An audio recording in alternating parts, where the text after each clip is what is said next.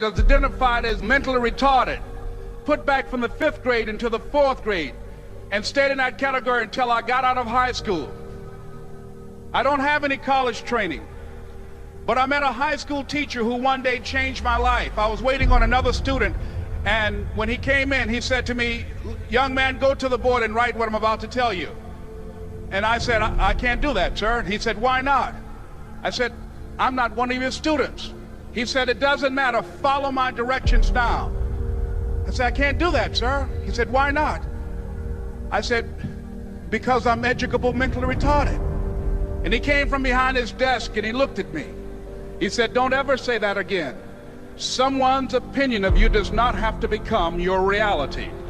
And as he talked, my heart began to beat fast.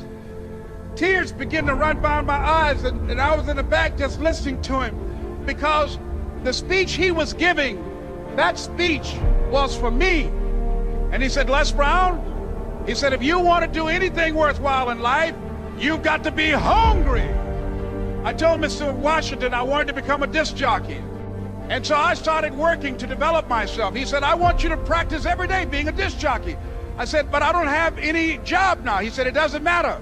He said that it's better to be prepared for an opportunity and not have one than to have an opportunity and not be prepared. And as I was working to develop myself, I applied for a job as a disc jockey, WMBM on Miami Beach. I went to a guy named Milton Butterball. I said, "How you doing, Mr. Butterball? I'd like to get a job as a disc jockey." He looked at me, he said, "You have any broadcast background?" I said, "No, sir, I don't." "Do you have any journalism background?" I said, "No, sir, I don't." He said, "We don't have any jobs available." I said, "Yes, sir." I went back to Mr. Washington and I told him. He said, "Don't take it personally." He said, "Most people are so negative, they will have to say no 7 times before they say yes." He said, "Go back again." So I went back again. I said, "How you doing, Mr. Butterball? My name is Les Brown." He said, "I know what your name is. What do you want?" I said, "I'd like to know whether or not you have any jobs for disc jockey, sir." He said, "Didn't I just tell you yesterday we didn't have any jobs?" I said, "Yes, sir, but I know whether or not somebody got laid off or somebody was fired, sir." He said, "No one was laid off or fired. Now get on out of here." I came back the next day like I was seeing him for the first time. I said, "Hello, Mr. Butterball, how are you?" He looked at me with rage. He said, "Go get me some coffee." I said, "Yes, sir."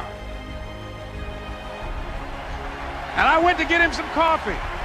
After a while, I would get their lunch and dinner, and I would go in the control rooms and take the disc jockeys their food, and I would not leave until they would ask me to leave. One Saturday afternoon, while I was at the radio station, a guy named Rock was drinking while he was on the air. I was the only one there, looking at him through the control room windows, walking back and forth, young, ready, and hungry.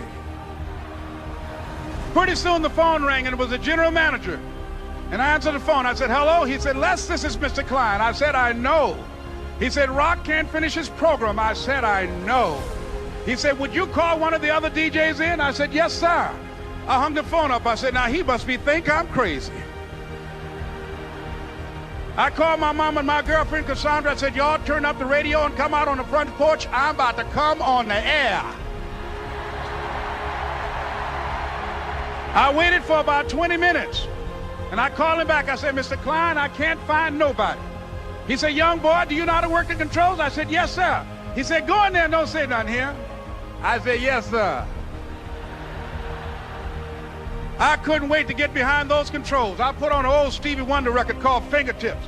I sat down behind that turntable. I said, "Look out, this is me, LB Triple P, Les Brown, your platter playing papa. There were none before me, and there will be none after me. Therefore, that makes me the one and only. Young and single and love to mingle, certified, bona fide, indubitably qualified to bring you satisfaction, a whole lot of action. Look out, baby, I'm your love man." I was hungry. I was hungry. You got to be hungry. Begin to know that you have greatness within you. And if just one of you here begin to envision yourselves as being blessed and highly favored to reach your goals, if just one of you capture the essence of what that means, that you have greatness within you and a responsibility to manifest that greatness, that you can make your parents proud, you can make your school proud, you can touch millions of people's lives And the world will never be the same again because you came this way. It was hard, ladies and gentlemen, coming to speak to people. And I was facing financial difficulties in my own life. I was behind on my bills and my dreams, and I'm saying to them, you can live your dream. It was hard, ladies and gentlemen. It was very difficult to pick myself up each day believing that I could do it. There were times that I doubted myself. I used to ask myself, can I do this? And something said within me, you're the one. Don't give up on your dream.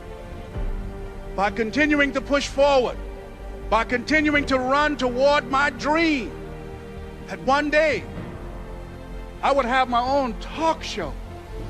It's a long shot, ladies and gentlemen, from Liberty City, an abandoned building on a floor, never knowing my mother or father. It's a long shot. Being here with you today in this dome in Atlanta, it's a long shot. No college training, labeled educable, mentally retarded, but I kept running toward my dream. Don't stop. Don't stop running toward your dream.